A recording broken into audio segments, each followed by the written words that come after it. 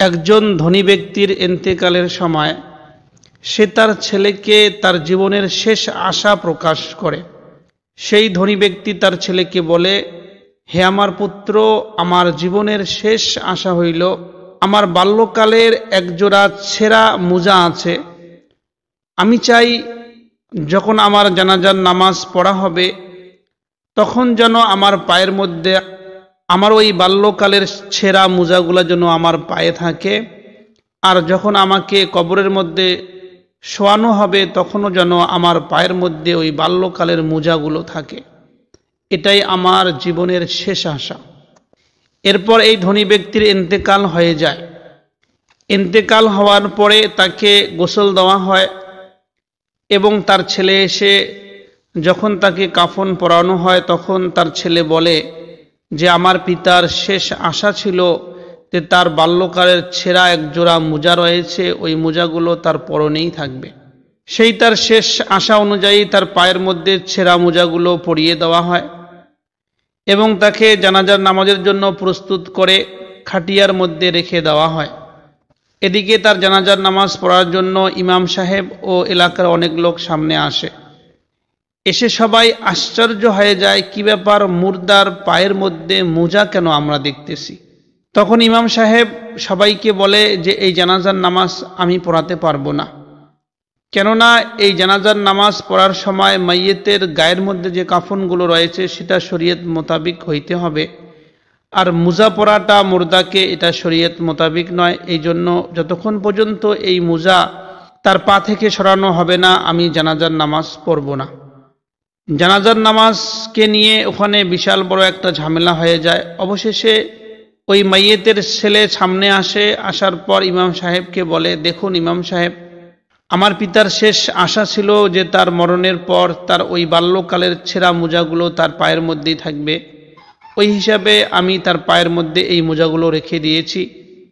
আপনি আমার কাছে পয়সা নেন, কত পয়সা লাগে নিয়ে নেন, কিন্তু আমার পিতার শেষ আশাটা পূরণ করতে দেন।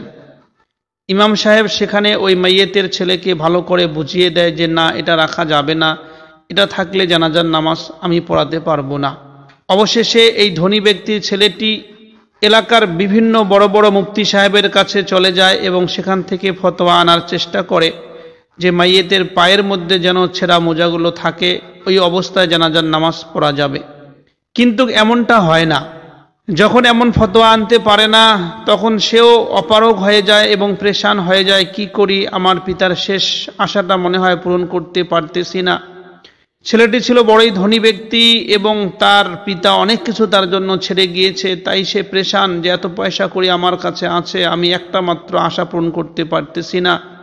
এরকম পরেশানির মধ্যেই হঠাৎ তার অফিস থেকে একটা ম্যানেজার আসে।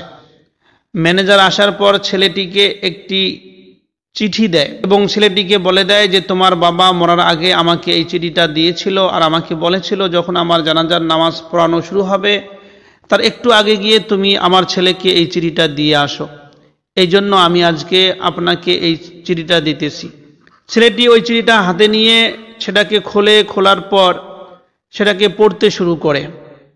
যখন চিঠি খুলে পড়া শুরু করে তখন সে দেখতে পায় চিঠির মধ্যে লেখা আছে, হে আমার ছেলে, আমি অনেক ধনী ব্যক্তি ছিলাম, আমার কাছে অনেক মাল রয়েছে, দেখো এত মাল থাকা সত্ত্বেও আমি কিন্তু আমার জীবনের শেষ ইচ্ছাটাও পূরণ করতে পারতেছি না। আমার সমস্ত মাল তো ছেড়ে গিয়ে চলে যাইতেছি এবং সমস্ত মাল সম্পদ তোমার জন্য রেখে দিতেছি, কিন্তু মনে রাখো যত ধন সম্পদ রয়েছে সব কিছুই কিন্তু আমাদের ছেড়ে যেতেই হবে। এই জন্য দেখো তুমি ভালো করে দেখতে পারতেছো যে আমার ধন সম্পদ তো দূরের কথা, আমার মাত্র একজোড়া ছেঁড়া মোজা সেটাও কিন্তু আমি নিয়ে যাওয়ায় সক্ষম নই।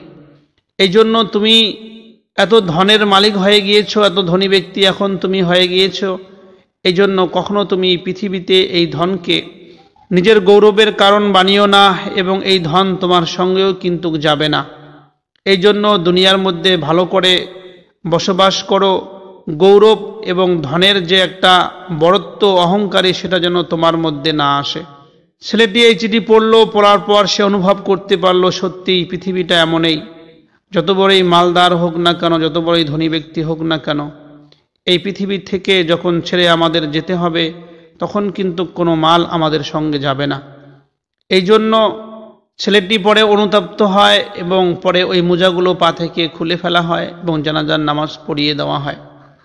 এটা হলো ওই ধনী ব্যক্তির কাহিনী, যেটা প্রতি মোড়ে মোড়ে এবং প্রতি গ্রামে গ্রামে এই ঘটনাগুলো হতেই চলেছে।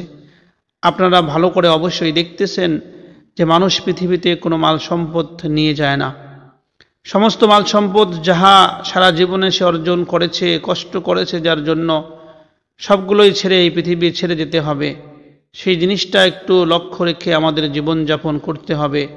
আল্লাহ রব্বুল আলামিন আমাদের সবাইকে দুনিয়ার হাকিকত এবং আখিরাতের প্রয়োজনীয়তা বুঝে জীবনযাপন করার তৌফিক দান করুক।